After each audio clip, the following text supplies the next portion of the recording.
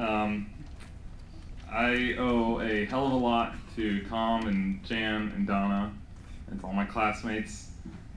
So this is for you guys. And Charlton Heston, of course. This first poem is called, take off my glasses. You guys can see the real me now. It's called Canzionere. They've been fake the whole time, by the way. I've never needed glasses. This poem's called Canzionere 189. Like a forgetful, wind-tottered garbage scow, I float. Pity me now that I have eaten the sun god's cattle and hunger still grips my body. I wanted to shield it from the gulls who followed the fat, dull smell of death from port to port, pulling out intestines of trash.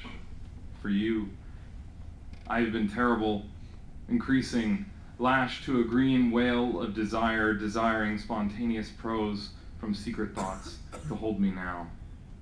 Oh, how sorry I am that I ate the sun's cows and didn't feel sorry about it. This poem is called Late Night Arrest, and it's about getting arrested. I'm just kidding, I wasn't actually arrested.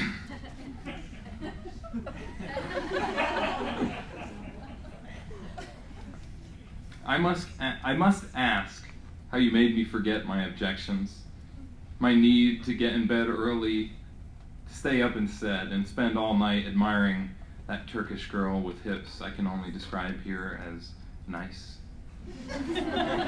Though I think she might have been married, and perhaps I should be ashamed to admit it did not stop me from staring. Her husband was not around. Now you must already have made love to the girl you wooed home into bed, and have fallen asleep with her head in the crook of your arm. But I am beached, perhaps even aloof, and the cops are up late too. Their lights are flashing down the street from me. I hear them on their loudspeakers. Please step behind the police car, and I do.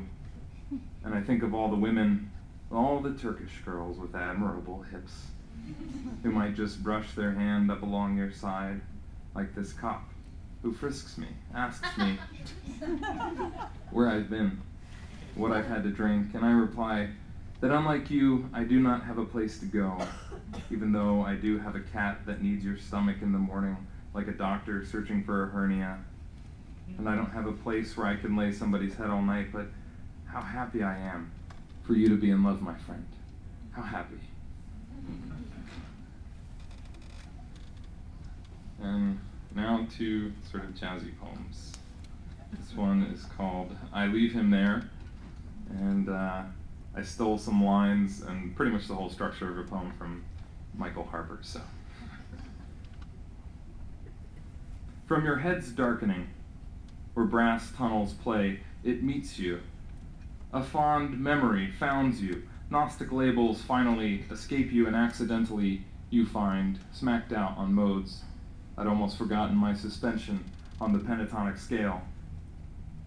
Miles of useless vocabulary fall off the average tongue, but what else are you going to play with? Diatonic lacerations whipping the ear, flashing slowly in the night. It bleeds until it begins to sing from your uncle's sap farm. 50 gallons maple sap to make a gallon of maple syrup, and this is appropriate. You boil forever, but a minute too long, and it's ruined. Now sing. Threnody, the lost graces. I remember Clifford the last night he played in Philly, dead at 25, on the Pennsylvania Turnpike, west of Bedford, and I have not even begun.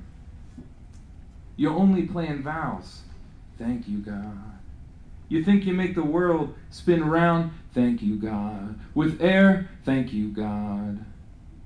For the air, for the trees, for the birds and the bees, and then dawn in the parlor city, footrest of the dying electric city. I listen on broken headphones on the bus, cold arpeggio, mixolydian, flat E, sus 9. I tap finger window, and you offer yourself up, sacramental, almost Paschal. A friend told me, Christ is risen above jazz. I leave him there. That is my last poem. It's called Miles Davis Lives in My Closet. Miles Davis lives in my closet.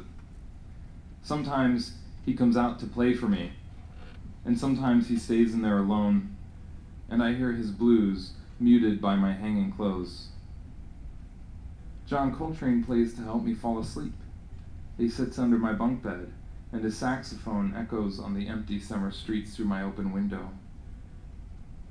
T.S. Eliot comes over. He gives me advice on women and reads his latest poetry at my kitchen table. Is it all about being sad? I ask him stupidly. And he sighs while Miles and John play together upstairs. Thank you.